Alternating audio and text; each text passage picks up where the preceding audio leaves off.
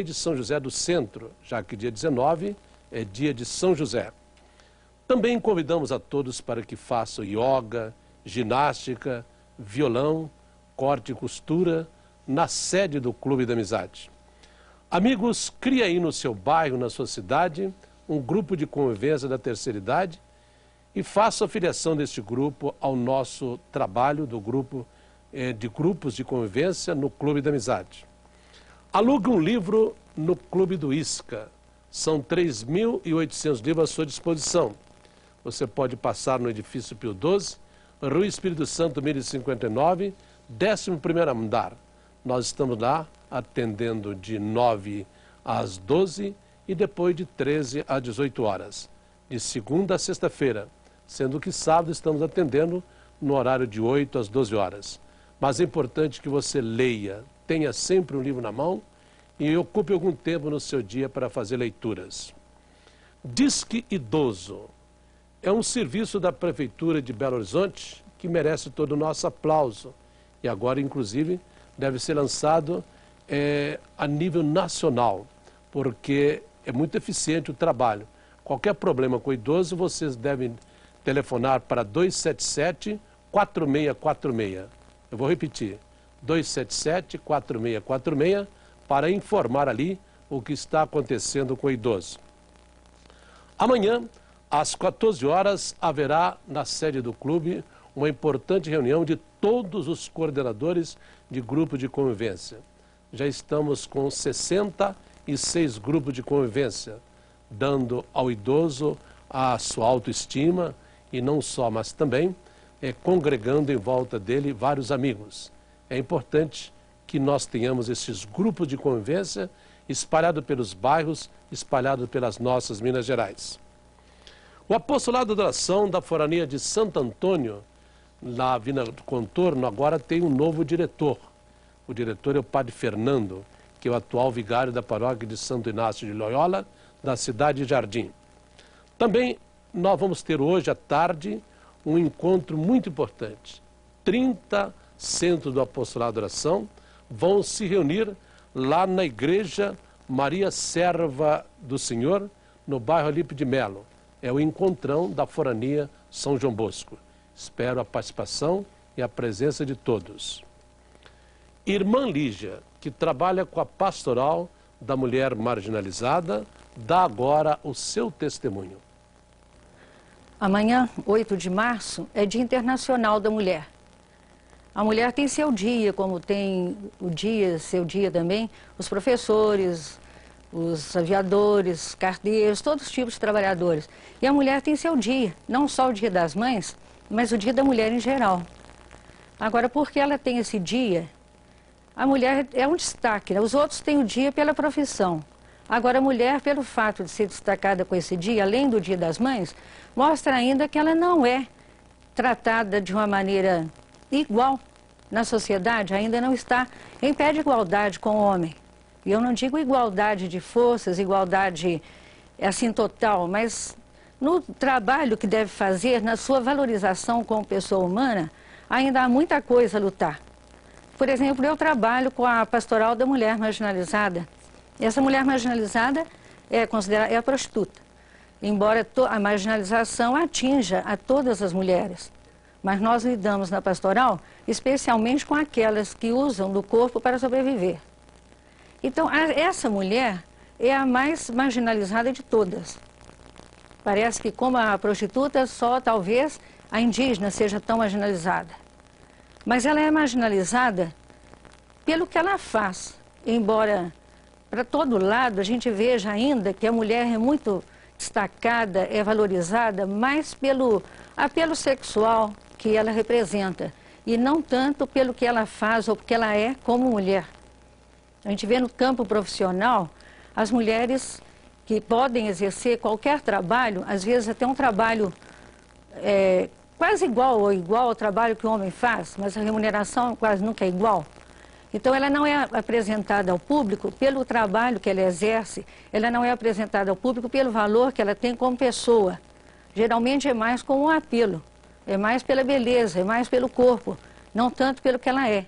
Então, nesse Dia Internacional da Mulher, O que a mulher deseja mais não é, é o seu reconhecimento, aliás, é o seu reconhecimento como pessoa. É o seu reconhecimento no lugar que ela ocupa como companheira, como esposa, como mãe, como pessoa profissional, como trabalhadora, como lutadora. Nas mulheres marginalizadas com quem nós lidamos, as prostitutas, a gente percebe nelas uma dignidade muito grande. A gente percebe na prostituta uma luta pelo desejo de ocupar um espaço, ocupar um lugar como pessoa, deixando essa marginalidade. Na pastoral, nós somos um grupo de religiosas, de leigos, de padres, de estudantes, que se dedicam ao atendimento dessas mulheres, visando, em primeiro lugar, levantar-lhes a autoestima. Porque a mulher, quando chega ao nível em que chega uma prostituta, ela não se estima mais. Ela se despreza, ela própria se torna marginalizada. Ela se rejeita, ela não se aceita. Então, para que a mulher se aceite, nós fazemos junto a elas um trabalho de convivência, um trabalho de amizade, um trabalho de presença ao lado delas, despertando o valor que elas têm como pessoa humana, o valor que elas têm como mulher. E nesse trabalho nós procuramos reconquistar, ou de redespertar a religiosidade que elas têm, a maneira como elas relacionam com Deus, a tirar de dentro delas aquele afeto, aquela fé que elas já têm e que custam expressar porque se sentem pecadoras, se sentem indignas, se sentem rejeitadas. Então, e através dessa valorização, elas começam a se sentir mais gente. E nós fazemos um trabalho de aproximação dessas mulheres em qualquer campo onde elas estejam, nas casas, nos hotéis, nas ruas, onde elas fazem ponto. Nós vamos para conversar com elas e fazemos aquele tipo de amizade primeiro, aquela convivência mais simples, mais próxima, aquela convivência que mostra para elas como que elas não estão sozinhas, que elas têm pessoas amigas também.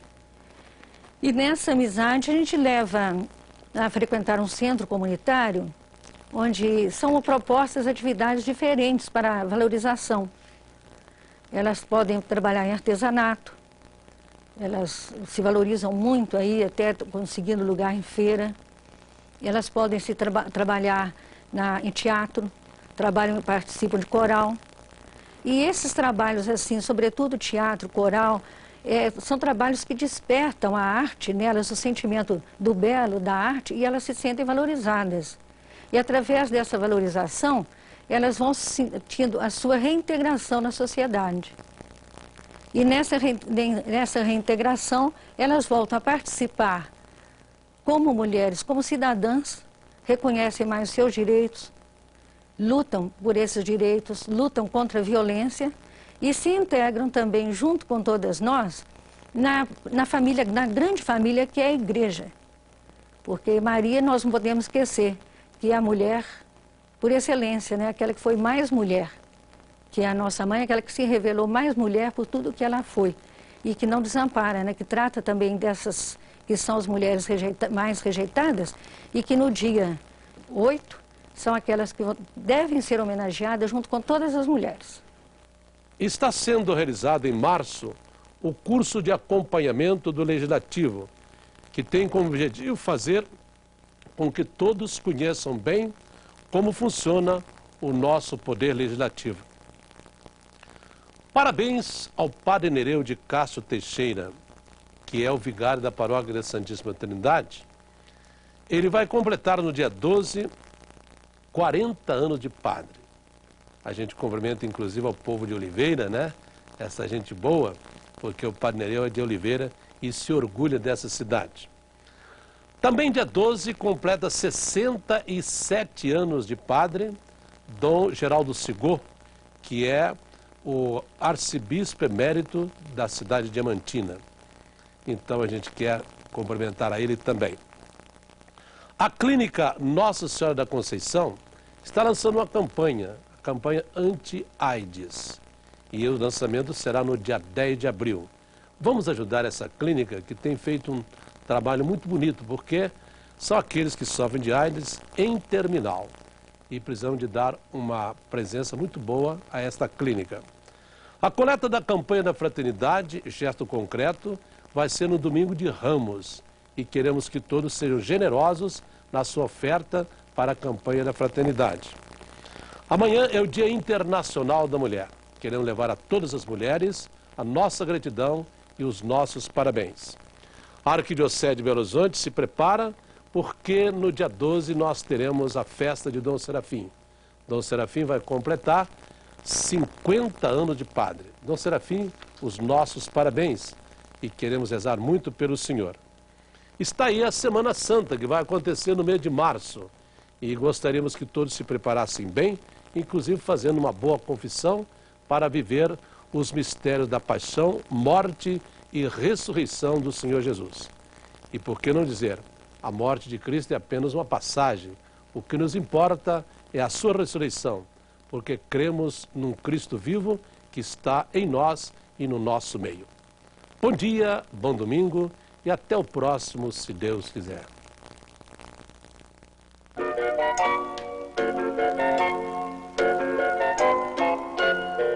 Jubilosos entoemos cantos vivas, aleluias, aleluia, aleluia, aleluia, aleluia.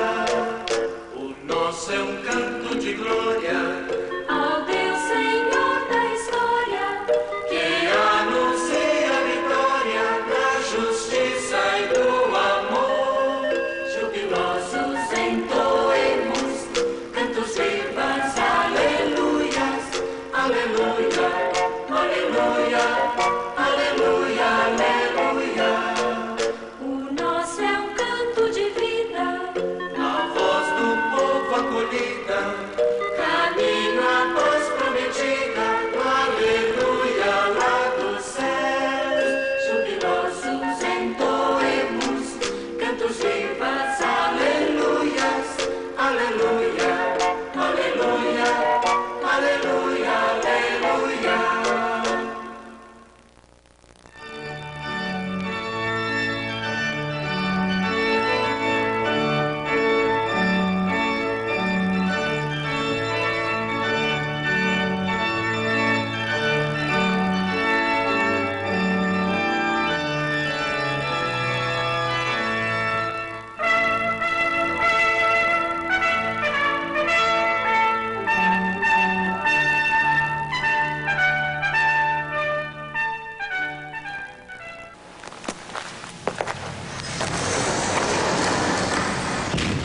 Desemprego. Porta fechada para o ganho. Porta aberta para o desespero. São milhões de desempregados. E cada um está só. Sem trabalho. Por quê? Campanha da Fraternidade. CNBB. O Planeta Xuxa, venha arrepiando. As estrelas lá no céu, eu vou buscar. Com os sucessos de Que Loucura, J Quest, Sem Compromisso, Pepe e Neném, Opa Nova, Banda Beijo e um papo com Diogo Vilela, o Albert de Suave Veneno. E você já pagou algum mico legal em cena? Eu pago muito mico. Neste domingo, 1 da tarde, Planeta Xuxa.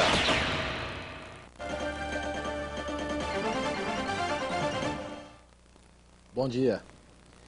Morar em casas separadas, dormir em quartos diferentes, ou apenas passar a maior parte da noite conversando. Cada um tem a sua própria receita para tentar salvar o casamento. E o esforço nunca foi tão grande como agora. Segundo os especialistas, as pessoas estão tentando de tudo para continuar juntas. E as pesquisas comprovam que o número de separações judiciais está diminuindo. Como manter pelo resto da vida todo o romantismo e o amor simbolizados neste gesto? Salvar o casamento tem sido a preocupação de um número cada vez maior de pessoas.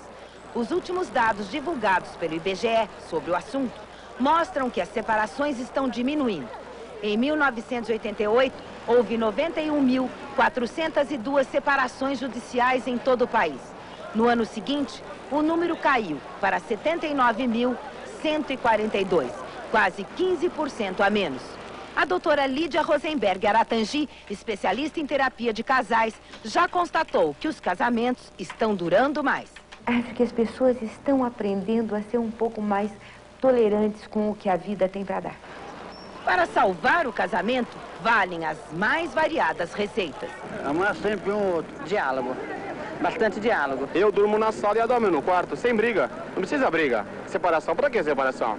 A receita de João e Irani para manter o casamento, que já dura 30 anos, está dando certo. Os dois moram em casas separadas.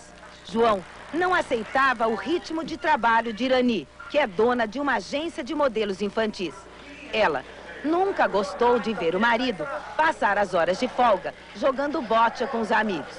Há 10 anos, os dois decidiram morar separados para que o casamento não acabasse. Eu tinha que escolher, então, entre o meu trabalho e nós nos separarmos de verdade, né? Que seria pior. João e Irani não abrem mão da vida que levam em separado. Ele fazendo sua própria comida, ela passando quase todo o tempo no trabalho. Mas os dois se encontram quase todos os dias para namorar.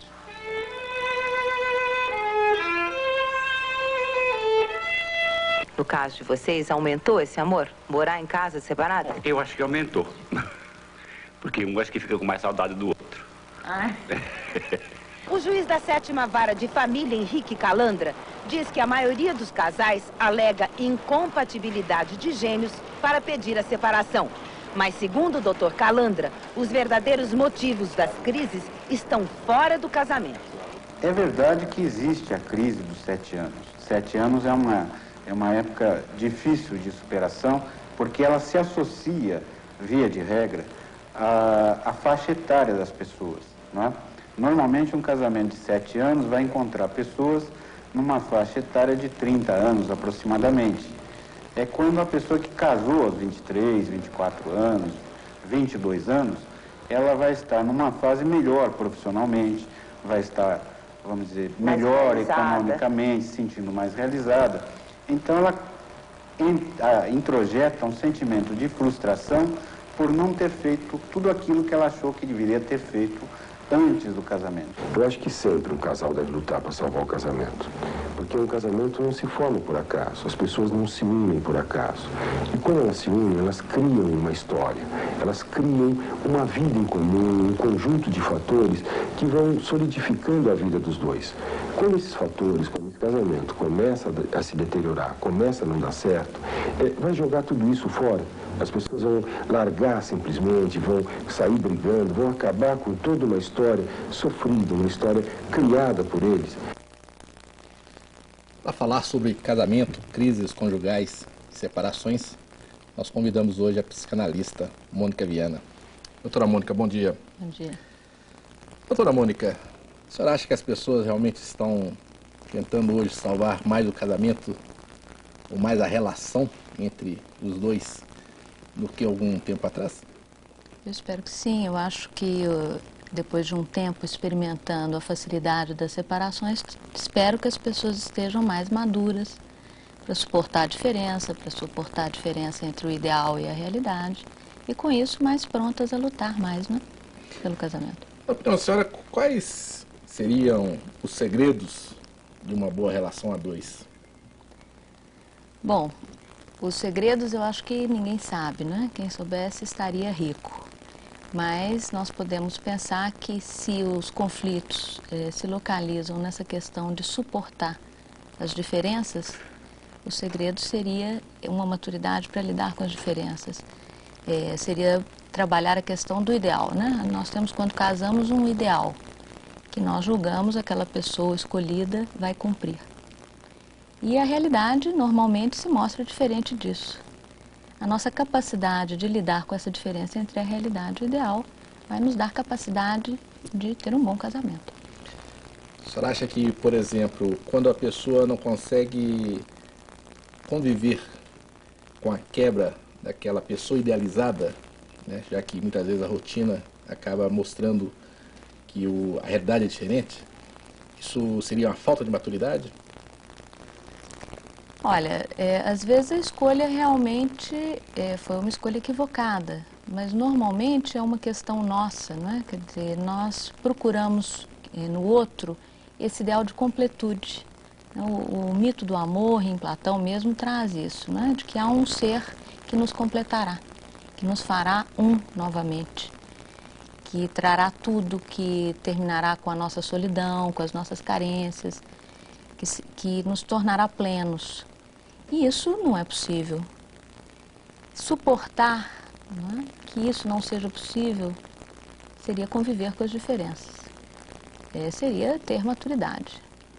O que eu estou chamando de maturidade, né? Certo.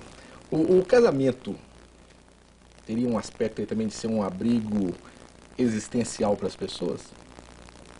Sem dúvida, no sentido desse desamparo, né? O ser humano nasce desamparado e busca por toda a vida uma proteção para esse desamparo. O casamento é uma proteção. Nós buscamos um companheiro, pelo menos nesse momento, né? O casamento, num outro momento da história, ele era uma união que visava trocas, né? Até materiais e mesmo ter filhos, continuar a espécie, enfim. Né? Mas nesse momento acho que é um abrigo, sim, lógico.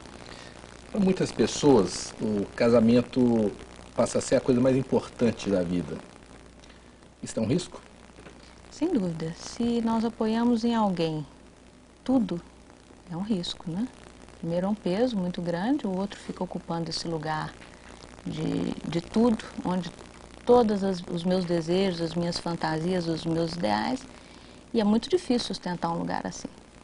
E quando isso fracassa, é muito doloroso, é insuportável, né?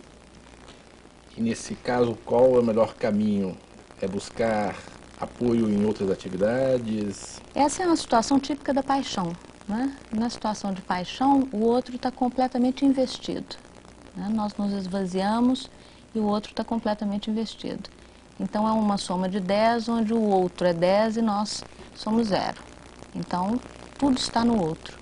O ideal é que seja uma soma onde eu represento uma parte, idealmente 5 e o outro 5, mas 7 e o outro 3, outras horas eu 3 e o outro 7, enfim, em que haja uma troca e para isso é necessário que você tenha outras ligações, outros investimentos, né? E não todos os seus investimentos não estejam centrados numa única pessoa. Qual seria a evolução dessa paixão? Seria o amor, no caso? Seria o amor, né? Seria uma situação em que não está tudo investido, em que aquela pessoa não ocupa o lugar do ideal, né? Não coincide mais com esse nosso ideal, mas que já aparece como pessoa, com interesses próprios, com a sua realidade, com seus desejos, com seus defeitos, né? Então, se isso é suportado, se torna amor. Como que a senhora analisa a instituição casamento hoje? A senhora acha que depois, por exemplo, da emancipação feminina, que as mulheres buscam mais liberdade, não só liberdade financeira, mas liberdade sexual, liberdade emocional, a senhora acha que a instituição casamento, ela passou a correr mais riscos ou ela amadureceu e está mais proveitosa para os casais? Olha, eu acho que a sociedade se complexificou, né? Com as liberdades, com a liberdade sexual, com a mulher trabalhando, também com a liberdade de escolha. Antes as uniões elas eram muito claramente estabelecidas ou por interesses econômicos ou mesmo por classes sociais e até anteriormente mesmo por regras sociais, né? Nas tribos. E hoje há uma liberdade maior, a sociedade é mais complexa, ela traz maior liberdade e a liberdade traz conflito. Se eu só posso escolher um caminho, não há conflito. Se existem vários caminhos, quer dizer, várias uniões possíveis, vários tipos de escolha possíveis, há mais conflito e, portanto, há mais ameaça, né, ao casamento. E como vencer esses conflitos, como ultrapassar esses obstáculos e deixar que essas ameaças não coloquem em risco essa união? Pois é, você está sempre me pedindo um ideal, né? Eu acho que seria estar implicado, né? Quer dizer, o que acontece quando nós nos desapontamos com o nosso ideal. Nós, pela dificuldade de localizarmos que essa é uma questão estrutural, de que não é possível alguém que nos complete inteiramente, nós culpamos o outro. Nós dizemos, não, eu errei porque essa pessoa é a pessoa errada, mas deve existir uma outra pessoa. Então nós achamos defeitos, nós degradamos o outro, né? Na medida em que nós somos capazes de nos implicarmos, de localizarmos as nossas questões naquela situação, naquele conflito, né? De localizarmos que essa questão, que a nossa fantasia é de nossa responsabilidade, que não é culpa do outro não corresponder à nossa fantasia, que o que nós teríamos que ver seria essa fantasia, esse ideal, e não culpar o outro, né? Então, isso facilitaria a possibilidade de uma relação de troca, onde o outro pode ter interesses, onde pode haver diferença, onde pode haver uma certa distância, né? Como você falou no início, né? Onde há um espaço para dois, um mais um fazendo dois e não dois fazendo um, né? Cada um com seus interesses, com as suas atividades. Num casamento, numa relação a dois, onde fica a individualidade de cada um? Pois essa é a questão que eu estava colocando, né? Se as pessoas têm esse mito de que elas devem fazer que um casal tornar-se elas vão então abrir mão dessa individualidade, em função dessa unidade. E isso é uma situação difícil, porque há um preço e vai trazer dificuldades.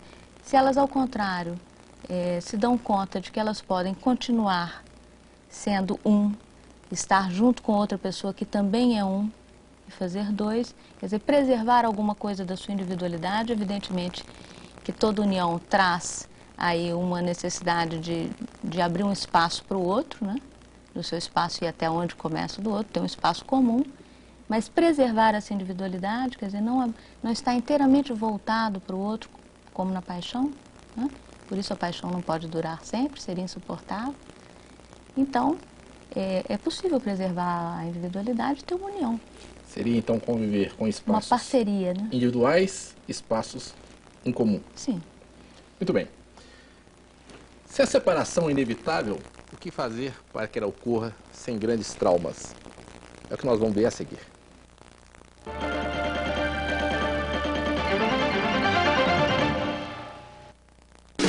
Neste domingo, meio-dia, tem os Teletubbies encantando a criançada. Oi! E logo depois... Esse aqui é o Oliver. E esse aqui é o Didi. Didi embarca numa emocionante aventura para transformar a vida de um pequeno órfão. Neste domingo, Renato Aragão Especial. Totobola! Sabe o que acontece com quem aposta no Totobola? Não sabe? Acaba mudando de vida. O Virgílio Couto Neto, de Belo Horizonte, acreditou na sorte e ganhou o prêmio de R$ 451.441. R$ 451.441. Que prêmio, hein? Ele acertou os 15 números do 15º sorteio e recebeu o prêmio das mãos do presidente da Loteria Mineira, o senhor Márcio Tadeu Pereira. Mas não foi só o Virgílio que ganhou com a Totobola, não! A lotérica Nossa Senhora de Fátima de Belo Horizonte, que vendeu a cartela premiada, também faturou mais de R$ 9.000. O Totobola custa apenas R$1. Compre já suas cartelas. O próximo ganhador pode ser você. Tá esperando o quê? Para ganhar e mudar de vida. Boa sorte! Totobola! A Etimig está oferecendo vagas para o pré-vestibular com preço especial. Matrícula, R$ 25,00. Apostilas, taxa única de R$ 85,00. Mensalidades, R$ 49,00. Inscrições somente nesta segunda-feira na Rua Curitiba 500. Sai de baixo! Esta família adora uma encrenca e só pensa naquilo. Você tomou Viagra, Vadá? Teu teco-teco tá achando que é um Concorde. Neste domingo, depois do Fantástico, Sai de Baixo!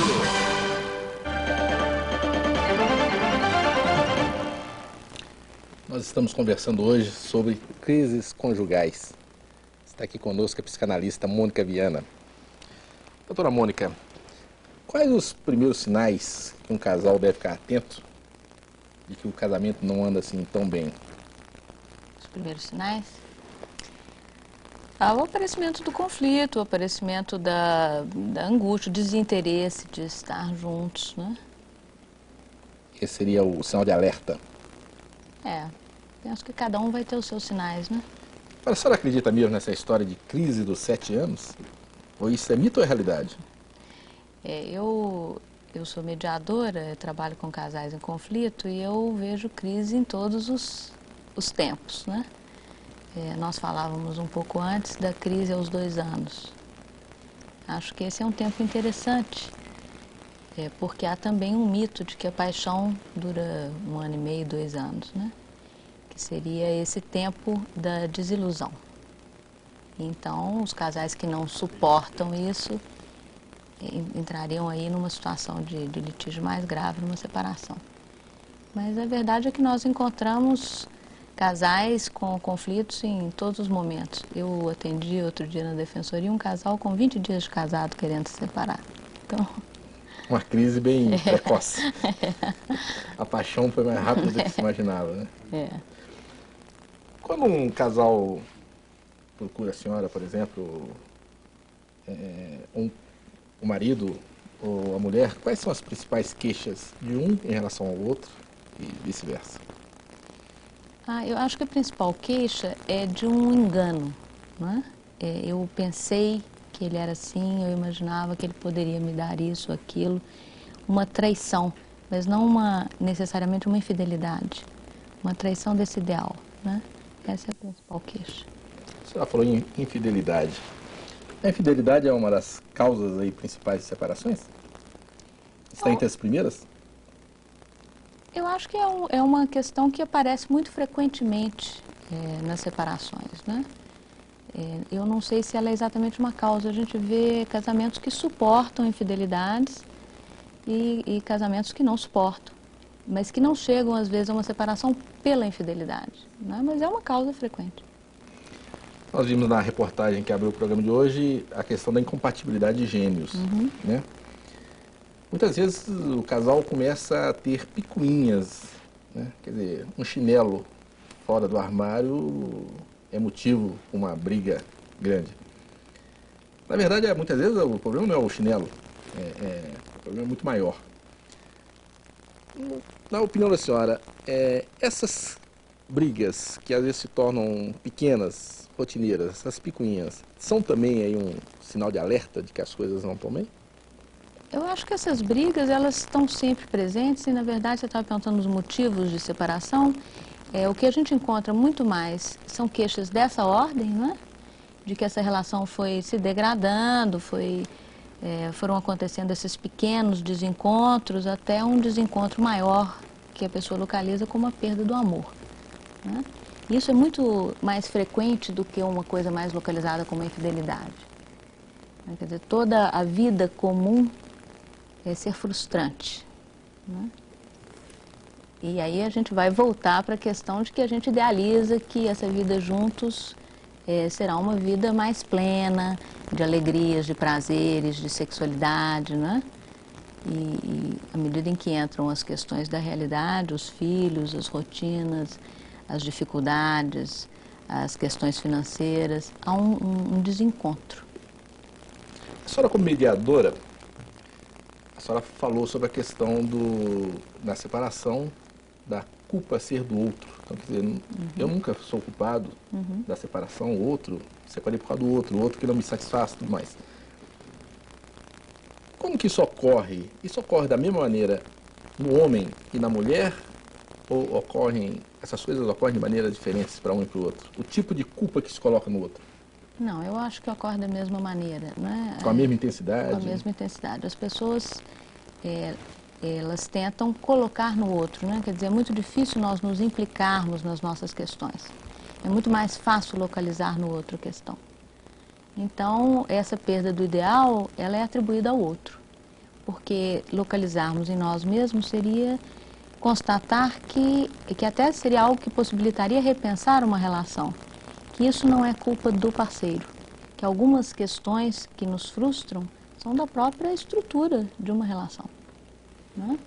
Então, normalmente, no primeiro momento, pelo menos, a nossa tendência é dizer que o outro faltou para nós, né? Não foi o que nós esperávamos, e isso é culpa dele. Isso tanto homens como mulheres localizam assim, né? Nós vimos também na reportagem uma pesquisa do IBGE dizendo que caiu em 15% o número de separações litigiosas, judiciais. Nós vimos também que algumas pessoas estão buscando aí fórmulas criativas de conviverem, né? Quartos separados, casas separadas, né? A senhora acha também que existe uma parte desses casais que, vamos dizer assim, aguenta o casamento, vai empurrando a crise conjugal com a barriga para poder evitar a separação? Sem dúvida. Sem e dúvida. O que leva o casal a fazer isso? A separação é muito dolorosa, não é? Ela tem um preço muito alto para todas as pessoas envolvidas, especialmente os filhos. Uma separação vai implicar em dividir um patrimônio. Quer dizer, existem todas as complicações, né? É uma sociedade que se desfaz, além das complicações afetivas. Nós tememos a solidão, nós tememos a distância dos filhos, né? Essa mudança dessa estrutura familiar. Você vinha dizendo que a família é um abrigo, né? Então, muitos casais, evidentemente, eu acho que as pessoas empurram o mais possível essa situação. É uma situação muito dolorosa. E se empurrar significar buscar uma saída, é bom. Se significar apenas adiar uma solução, adiar uma busca de saída, aí é ruim. A senhora, como mediadora, a senhora já presenciou alguns casos em que as pessoas desistem naturalmente da separação. Esse é um número significativo também de pessoas que desistem da separação, assim, vão para um processo, mas de repente, não, vamos tentar novamente continuar juntos. Isso ocorre com frequência? Existe uma porcentagem que desiste, quer dizer, a mediação, na medida em que ela visa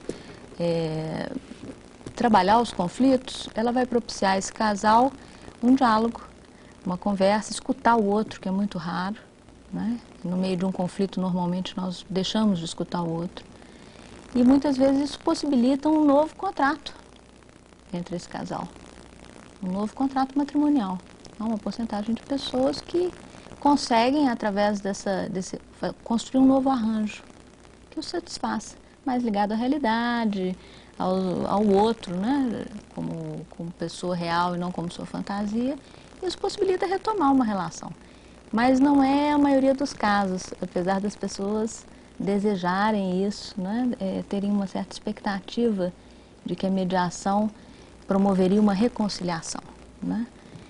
Na minha experiência, quando as pessoas chegam até mover um processo, tomar a decisão de ir até um processo judicial, elas, na maioria das vezes, elas já estão numa situação em que já passaram um ponto de retorno, né?